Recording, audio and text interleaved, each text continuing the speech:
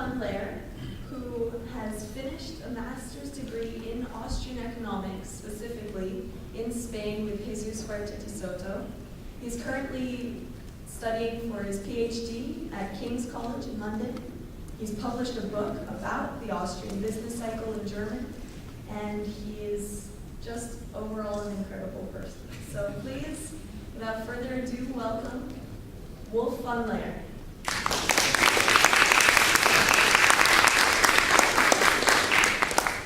Thank you very much. And thank you that I have the great honor to be here to speak for the Shanghai. That's the first time for me being in China, so it's really a great honor.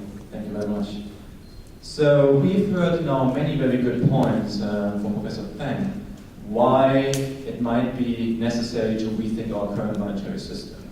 And I would like to argue with my presentation here today that there might be alternatives, good alternatives to the present system, that there can be stability without a central bank. And what would that be? So to give you one example, and that's only 1 out of 60, there have been over 60 cases where banks were in competition, where you had so-called free banking. And one of them is also in China, and I apologize if I pronounce this wrong, but this was in the district of Fuzhou in southeast China. Between the 18th and 19th century, they had also like a very stable and effective system where banks issued their own currency.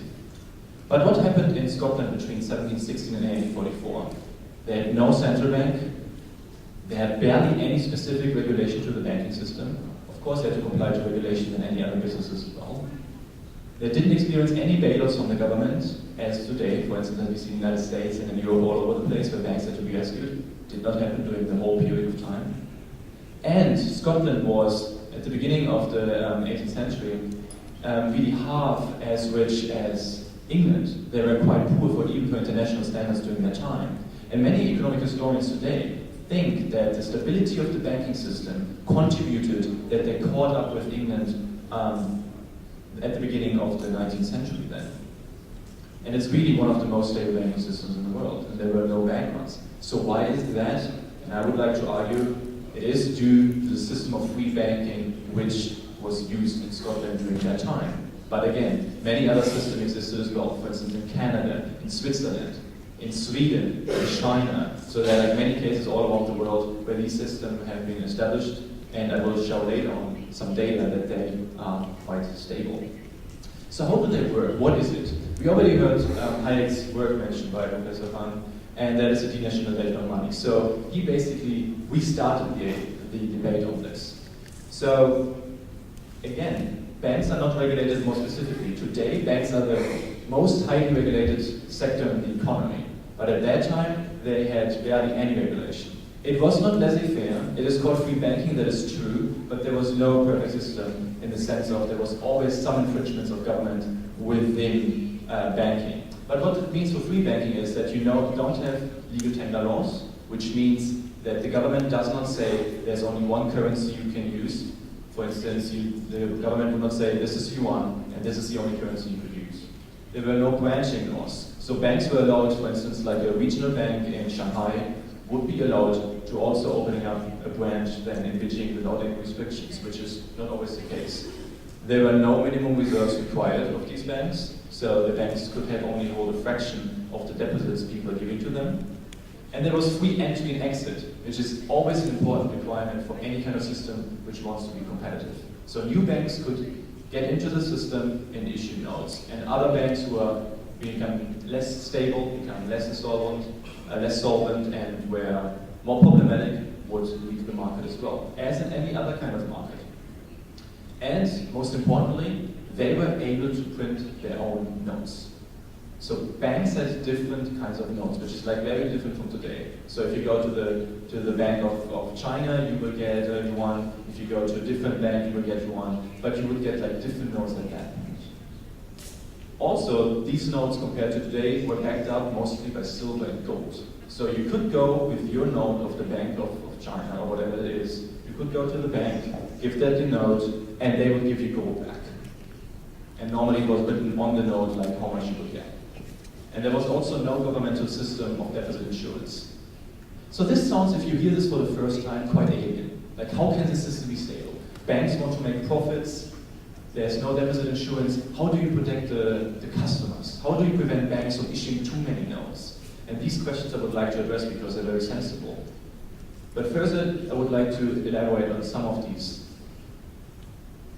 mechanisms, how the banking system was established. So again, they were redeemable in commodities, mostly silver and gold, but as we've heard before, it could be also some other kind of commodity. I thought it could be also fiat money, which, by the way, there have never been a case of fiat money, which means money by the decree of the government, which is not backed by anything besides like the debt of the government, has never been established in the free market. It always has been imposed by central banks or by governments. Money which has evolved within the market via evolution, and Menger wrote, for instance, about that, was always backed by some form of commodity, because you want to know that you use a money which is worth something. So banks are competing against one another. They issue all different notes, but they also don't only compete, but they also cooperate. Competition, so cooperation and competition was also prevalent in the system, and I will talk a little bit more about that. But the establishment of so-called clearinghouse associations was very prevalent in all of these systems. Clearinghouse associations exist today, they're very important. So if you think that you have like money from one bank, then you have to make sure that like other banks also accept that, right? And banks have an incentive to do that.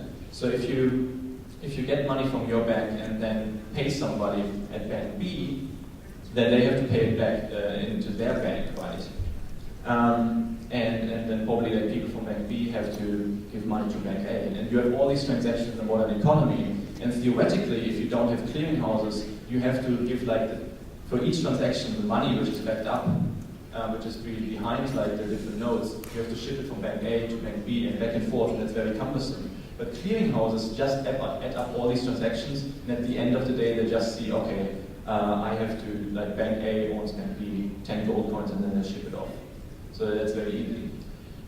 But these clearinghouse associations also regulated and audited banks. Because if you have a bank, you are very much interested that you're only doing business with other banks who are sound. Because if you take their notes, you want to make sure that if you redeem it at their bank, that you get the gold back. You have a huge interest in this. So these clearinghouse associations only allow banks into their system if they have enough capital, if they have correct accounting practices, if they're transparent about like how they hold their books, where they have all the transactions in. Because that's in the interest of all the other banks, because otherwise they would not make business with them. And this is, for instance, like one of the notes which were used at that time, and it says like on the top, it's redeemable in gold coins. But there were many other notes in Scotland and so on, and every bank looked slightly different. But they were mostly denoted in the same currency. So for instance, it would be the dollar or the yuan or the pound in Scotland.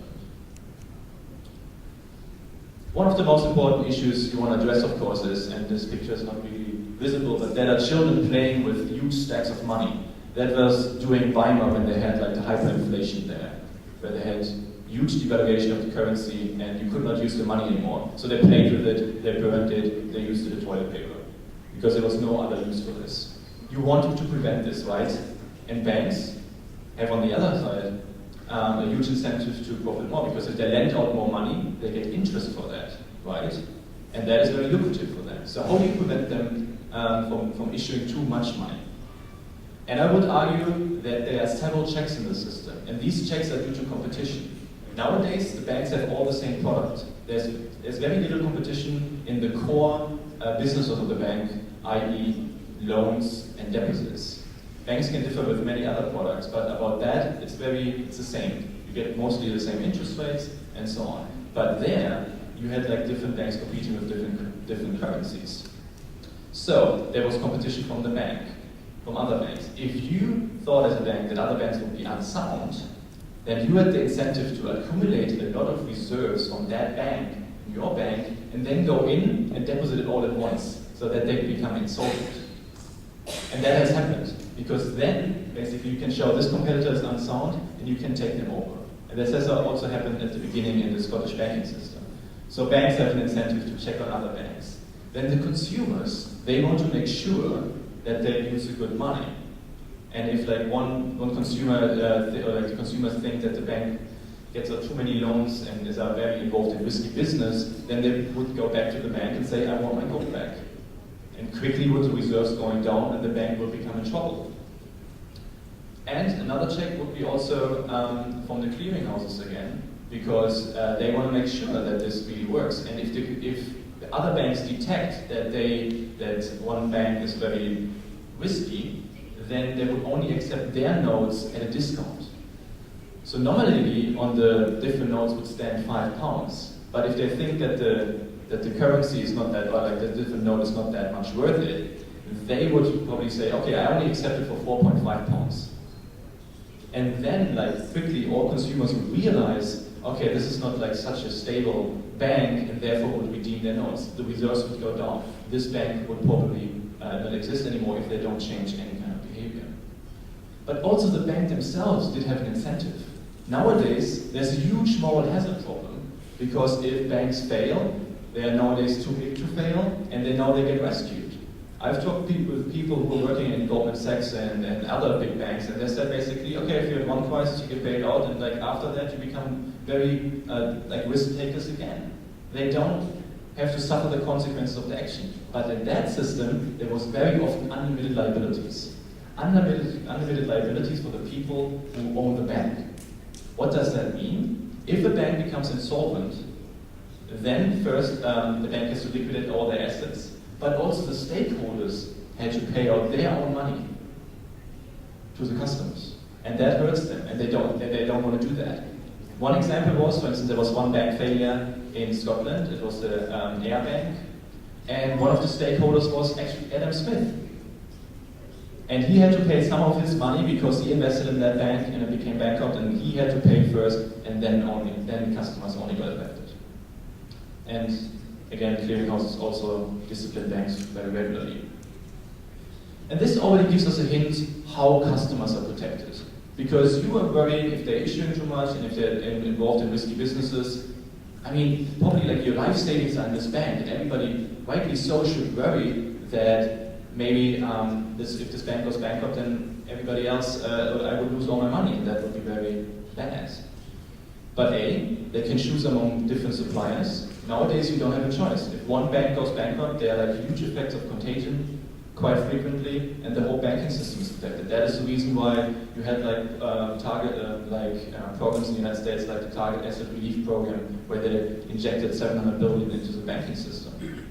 So you can choose among different suppliers. You will think very carefully which bank you choose. The same thing as you would think very carefully what kind of gadget you choose. Nowadays, banks are indistinguishable, and you don't invest so much time and energy to think about where are my deposits safe. There's also a high level of diversified capital in banks. They had huge capital at that time. Nowadays, they don't have to hold all that capital anymore. Why was that? Because that is a signaling mechanism to A, other banks, and B, the customers, that this is a sound bank. So they invested in in different buildings and mortgages and so on, and they diversified it, so to spread the risk. There are secondary markets, as of today, where people trade different currencies, like the yuan, the euro, the dollar. There will be also people trading different notes. And if the people who are trading these notes and are holding them, they have a huge incentive to see if these notes are still worth it, what it says on it. If like a bank would go, would be in the eyes of the holders of this money, would go down in their reputation, then again, they would be only held at a discount, and reserves would be withdrawn, and you have the same thing. Bankruptcy law enforced this. Very often, around these different banking systems was like an own legal system, which also said there were unlimited liabilities for shareholders. But most importantly, as in any other market, there was a consumer demand, which basically regulated that well, because consumers have the interest that they can still use their money next month, next year, in 10 years, and has basically the same value. During these systems, companies even issued 100-year bonds. Companies had so much trust in the currency that they would issue it for such a long period of time. Nowadays, you will not find such a bond anymore for companies. Another good argument is transaction costs, but who would like to deal with like all kinds of currencies? So do I have to use like 10 different currencies now in Shanghai? Do I have to use this currency at that shop and that currency at this shop? And nobody would really like that, and that's a good argument. However, the system itself creates incentive, which leads to like a very homogeneous money supply in the sense of that all the banks accept each other's notes at par. Of course not readily, but that evolved in all the systems. Why is that? Because if a bank allows, if another bank allows to accept your money at par, which means that my £5 note, even though it's different from bank A, could be readily exchanged with the bank note of bank B. This means that I automatically increased both areas of both banks where they can use the currency. So it's in their own interest to do this. Because the more widespread the money is used, the more customers they have, the more deposits they have, the more interest they can earn. And again, the clearinghouses kick in, and innovation is very easy. So for instance, it is not well known today, but nowadays central banks mostly regulate like clearinghouse mechanisms, and that is, for instance, the role of the Federal Reserve System. But over half of all transactions in the United States, of the millions of transactions every day, are being handled by private clearing institutions. So these still exist. And another argument against transaction costs, you have to think about, okay, it is easy to use only one money, but you can just say you should have like one money in the world. And you could make the same argument about shoes. It would be so easy, right? I don't have to think about, okay, I have a blue suit, do brown shoes fit with that? I can just wear Crocs. I go to a wedding, I just wear Crocs. I go to a job interview, I just wear Crocs. I don't have to worry about it. Transaction costs are very low. But again, we want different goods for different times. And shoes are not like a homogeneous good, and neither is money. But it can be produced by the market. And this slide is very important. On this side, you see so-called unfree systems. And that was, for instance, let me just go to the... It shows a comparison of unfree banking systems during the same times and free banking systems. So unfree systems was, for instance, the United States, England, France, Germany, Italy, where they had like huge interference in the systems, where they at times had central banks, and so on. And then you had like more free banking systems, and that is in quotation marks, because they were not perfectly free, as I said before. So that was, for instance, Canada, Scotland, Sweden, Australia, China, and South Africa. And the axes denote here major crises, where you had bank runs, where you had contagion effects within the banking systems, where you had huge financial crises.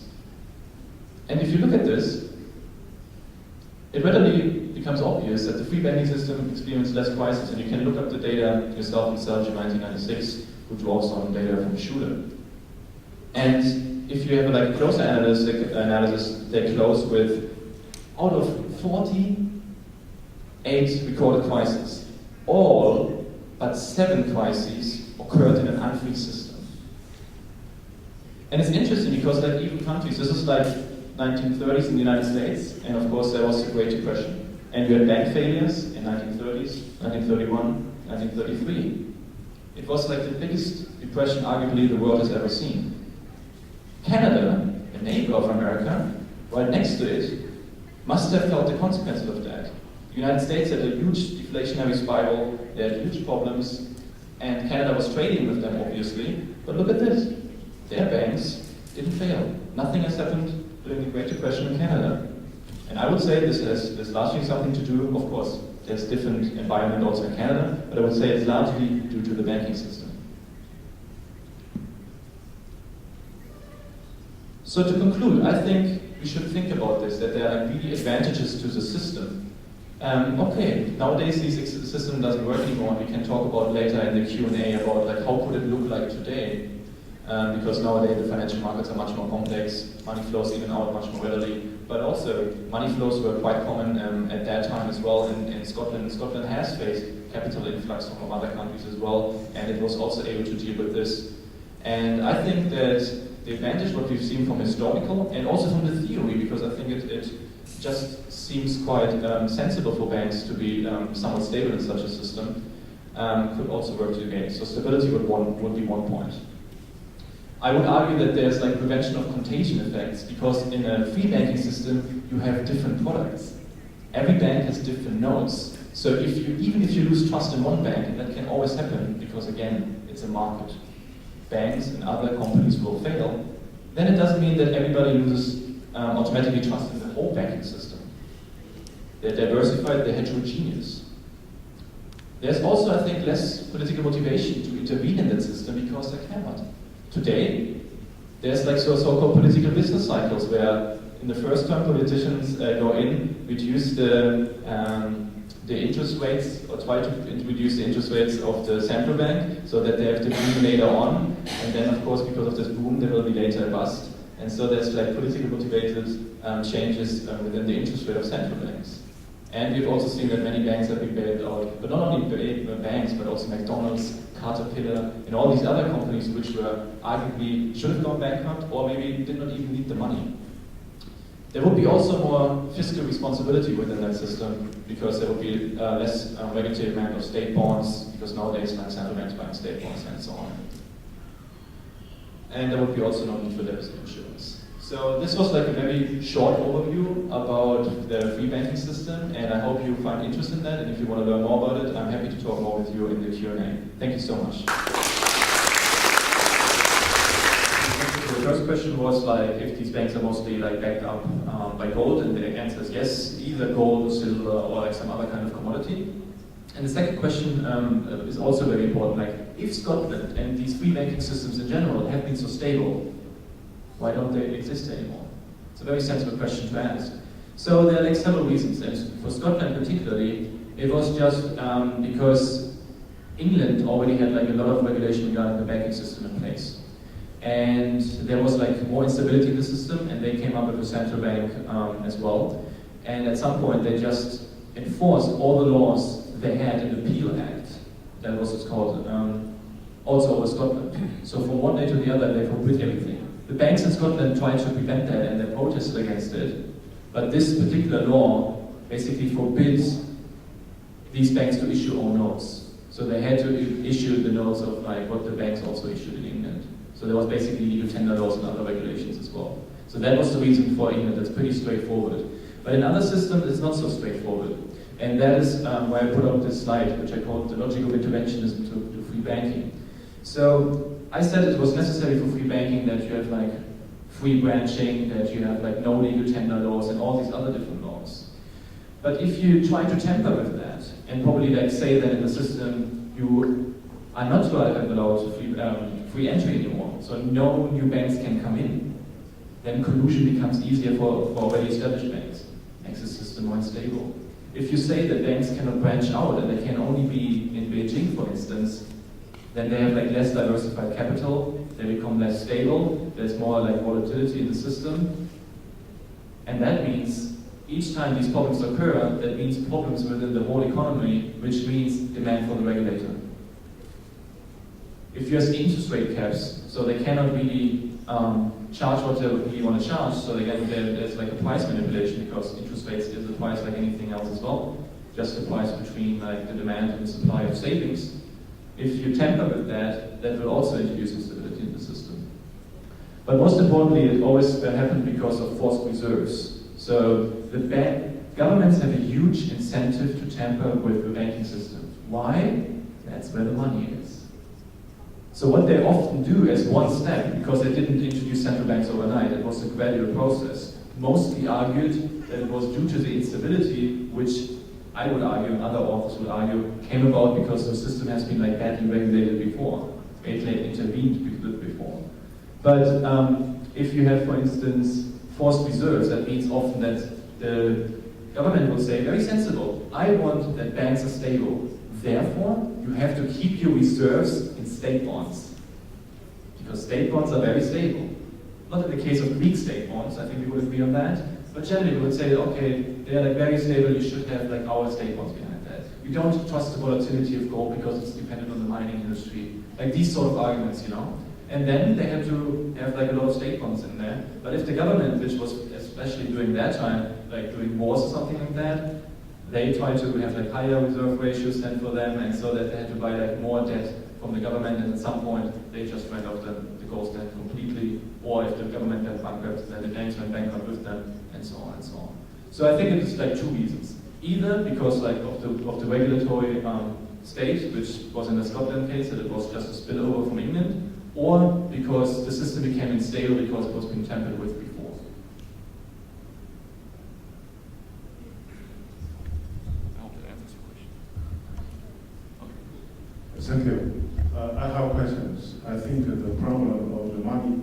current money system is the government intervenes.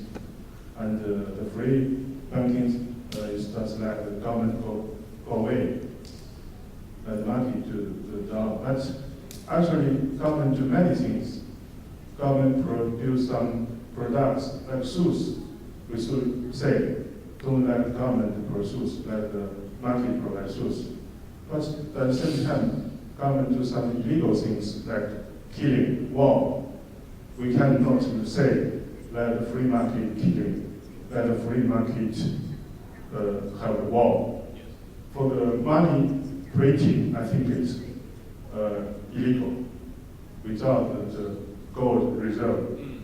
So I think just let the market compete for fiat money is illegal.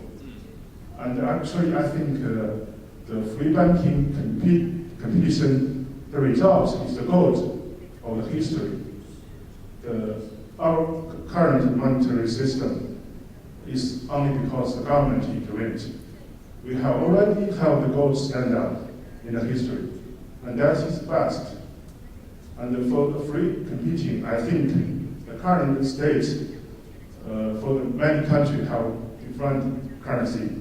They really are competing system, but there is no stable currency. US has the dollar, France has franc, England has the pound, but they inflate together. There is no stable value money. That's what's your comment? There are two questions, I would say. The first question is regarding, is fractional reserve banking legitimate? Is it not like a fraud if you basically pay a deposit and you think like your money's in the bank, but the bank loans out more? So I would say you make the argument that it's like fraudulent, and therefore it's like similar than like theft. And the second question was more about like the international stability. So we have like theoretically competition between like different governments and different currencies. So that should like introduce stability. So let me introduce the first question. So it's more of like a legal or a moral question. I try to address mostly the economics in this talk. However, I would say against that first of all, you have also like a moral problem yourself there. Because these systems evolved not by force, right? These systems evolved in the marketplace, step by step. People voluntarily agreed on that. People could deposit their money in warehouses, which was backed by 100%. So you would put 100 gold coins into the warehouse and it would stay there. And you have to pay a fee for that. You would not get interest. These things exist, and people voluntarily could agree to do that if they didn't trust the banking system. But most people didn't do that. They did go to the institutions which paid interest because you want to have some money. If you lend it to someone, you would like to have some. So that would be like one argument, because if you basically would like to enforce that system of 100%, then you basically have to tell people you cannot do that, or otherwise I will punish you of some sort. So then you have to initiate violence against them, otherwise it would not work. Furthermore, I don't know if that's a good argument, but it's something I think about. You also have to forbid like double booking of airplane seats. Airplanes always tend to overbook their seats because they know that quite frequently not all people will show up. So in that case, it's also like a fraudulent practice. And I don't think I really buy that, because it makes a lot of sense for aviation companies to do that. And I don't think it's fraudulent in any way. And I would just make a utilitarian case. I'm not like a natural rights kind of guy, so I would make a utilitarian case. So the stability these systems provided, the wealth it created, and like basically all the consumers who are treated in that system is way better than the system we have today. And I think therefore I would opt for that system. Which does not mean that maybe the market will decide 100% is better. It could be that through evolution showing that basically these banks are less stable and therefore they would increase the reserve ratios. But to just give you an example, Scotland was stable and they had minimum reserve ratios between 1.5% and 2%. Very, very low. And they were capable of operating. I hope this answers, at least it's my take on the question. I think it's not easy to settle it, especially within the moral law. But I've also studied under Laer de Soto, who wrote this like very big book about that, and he makes the case also that these things are not legitimate because in Spain they have occurred or something like that. But also an indicator is, if you look at fractional reserve notes of banks, they look totally different than deposit notes. They look very different. So that's another indicator that people actually had knowledge about that these systems were different, so that the consumer is somewhat informed. The second question is, yeah, you draw parallels between markets and governments, and that's fair because like both systems have like attributes you can find in the other system as well. You find corruption in government, you find corruption in markets, and so on and so on. However, I'm not really seeing that there's like a lot of competition because you are forced to use the money when you are in your own country. So you use money for daily purchases in your country. You cannot suddenly go and say like I take the euro and use it here in Shanghai. Nobody would accept my euro, so it's basically not useful. They are competing in the sense of that if they really hyperinflate their money, then the international community as well as the local community would not use it. But I think it's a very different case of competition compared to a case where you have like local producers producing these sort of things. I hope this addresses your question. Any more questions? So you actually support fractional banking, is that right? I would say historically it has evolved and I don't have a problem with it. Oh, okay. Because the recent banking system actually it expands the risk through the system to the whole society. And there's a saying that once you start, you never can stop. So can you add some comments about it? Yeah. That's an excellent question. So yes, so nowadays we have fractional reserve banks, and it was the free banking system were fractional reserve banks. So and nowadays we see that this problem, like this system, has many problems. So what I'm reading into your question as well, which is a very good question to ask, is why would not like a fractional reserve banking system, in the free banking sense, evolve then basically to a system where you have a central bank again? So first of all, the system nowadays is very different, and I criticize that. I've written, for instance, like a book about that, the problems of the established central banking system. The problem nowadays is that banks collude, banks work together. They can expand the money supply, basically all, like everybody at the same time, because it's the same currency. There is no checks and balances within the system. Nobody looks at that. The central bank decides, okay, you have to hold 1% in the Eurozone, 10% in the United States, I think it's 20% of the People's Bank of China. They say that is the minimum reserve ratio, and that legitimately they can go there. In a free banking system, they have to do it by trial and error. They have to see like what is the market rate and see if they can operate stable. And if they're insolvent, then they have a problem. But nowadays, they don't have these checks and balances in the system where you have central banking. Because A, it's like only one currency, which is the legal tender. B, because you have deposit insurance, you have like all these moral hazard problems. You have Austrian business cycles, which are a huge problem. You know, all these things happen. And, but to answer the second part of your question, historically, and I have a quotation of that, historically, central banks have not evolved naturally out of a free banking system. Let me just see where I have it. There you go, Vera Smith, PhD student of Hayek. She wrote about that. She reviewed like the rationale of central banks, how they come about, are they really like a product of the market, are they the result of spontaneous order in the Mengerian sense. A central bank is not a natural product of banking development. It is imposed from outside or comes into being as a result of government favors. And even more interestingly, this gentleman here is Walter Bajor, or I don't know how to pronounce his name. However, he is always cited as the guy who gave the argument for central banks as lender of last resorts. He wrote the very famous book, The Lombard Street. And in that book he argued that you have to have a lender of last resort. But huge part of that book is about that this is only the second best alternative. First best, he argues, is a free banking system. But he said it's unrealistic because government wants to tamper with the money supply, which comes out of that quotation where he said, the Bank of England has only been found by big government because it was desperate amount of money. You see very often that central banks, as well as the first central bank in the United States, which got abolished later by President Jackson, was only being established to finance like the Civil War. And that was very often the case. Napoleon, for instance, wanted, when they founded the Bank of France, he wanted to paint it to walls. The Bank of France, the central bank, has to lend for 2% to the government of France. There was always this rationale behind that.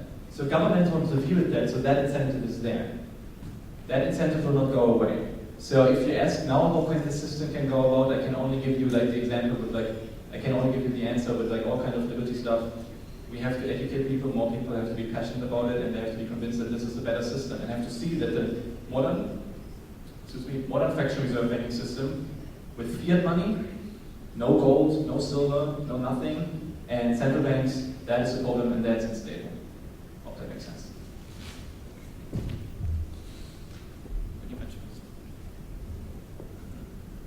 You answer in English or in Not a question, but provide some information how the free banking system can be conducted in the real life.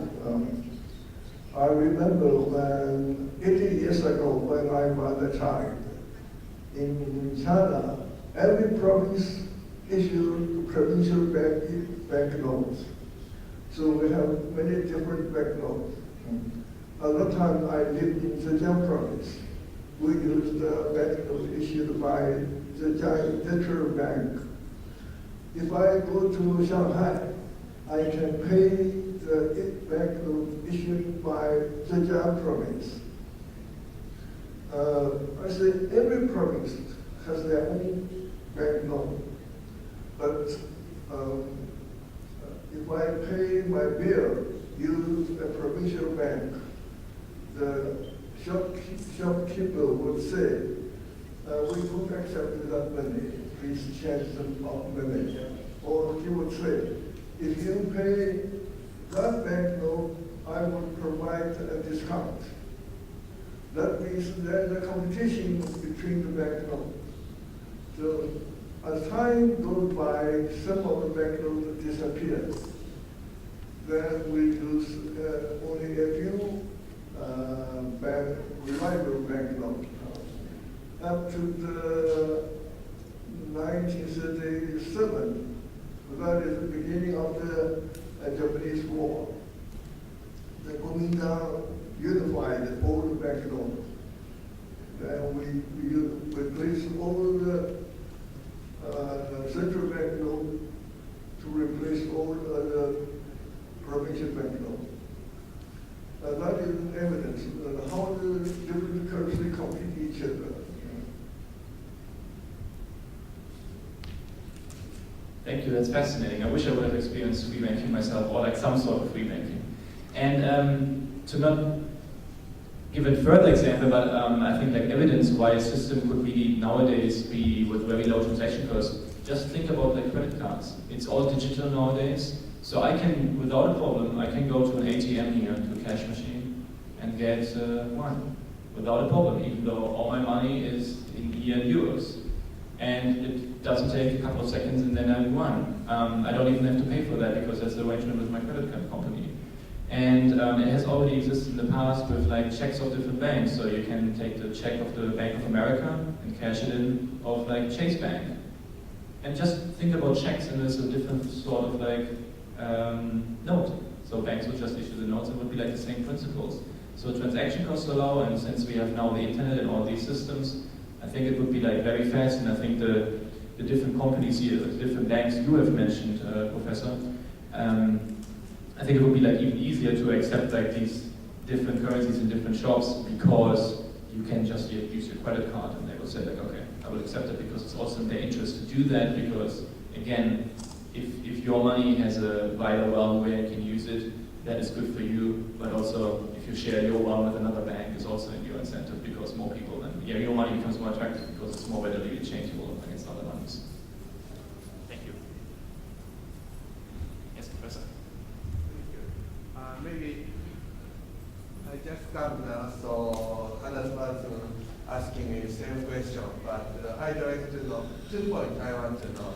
One point is why the free banking system is stopped, the reason, why it quits their business. And the second one is, it's my curiosity, but how the cleaning house is working. How what? Cleaning house, you're talking about cleaning house. Yeah.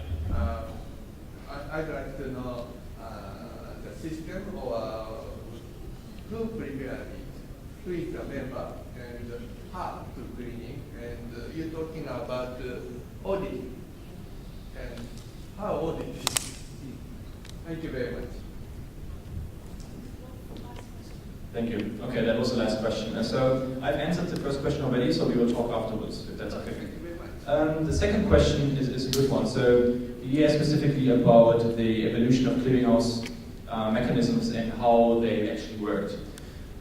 So there is need in a banking system, if you have like different nodes that, or different banks at all, then you have like different accounts. So you will have people like shipping money from one bank to the other because, for instance, I have to pay you because you provided a beautiful speech to my university, so I want to pay you. Therefore, I will take your money, which comes from your bank, and will put it in my bank. So my bank has now a claim to you, what's your money. But on the other hand, there might be hundreds and thousands of customers who have like claims from the other banks, right? And so at the end of the day, it would be very complicated if each transaction had to be redeemed in gold directly. If like Bank B had to ship that gold to your bank, and so on and so on. So there's like a huge pressure in the system to build a system where they can add up all these different transactions, and that at the end of the day, they just look, okay, how much money does Bank B has to borrow from Bank A. So, and that is basically the pressure which then made clearinghouses available. So they were established by the member banks. They were established by the member banks, but they were in some sort of like independent. It was not run by any one bank. It was run by a consortium of banks. Why? Because you want to make sure that you have a say that everybody else is also sound, and you want to make sure that everybody complies to the same rules. So I cannot go into like details about like how they enforce that, but basically if you were a member of such a clearinghouse, you said that you will comply to the rules of that clearinghouse. That means that you had to have certain standards about how to have your accounts and how you have to ship it to them. And if you didn't comply to that, then you would be kicked out of the clearinghouse, and that would be very bad for you because you basically had to ship out money directly to all the other banks, right? Because you're not part of that exchange system anymore. That would basically mean that you as maybe you have an account at Bank of America, that you cannot go to Chase anymore as a customer. And that would be like a huge pressure on you to change that and become more sound and to comply to the rules. Because if you're not part of the clearinghouse, then you basically are out of like the whole money transactions zone.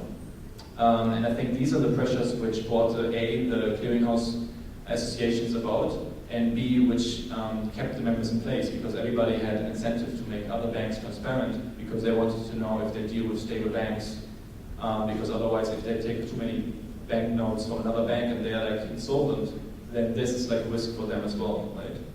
And so they had an incentive to audit them and to regulate them as well. But the details, like how like the boards were set together or something, I don't have much knowledge about, but I'm sure that's also something you can find in the literature. And I would point to Professor Seljan and Professor White, which have done like, or Kurt Schuler, who have like extensive research on that, or probably some other authors there as well. I think that was the last question I was just told, but we can chat afterwards. So thank you very much for attending my session, and yeah.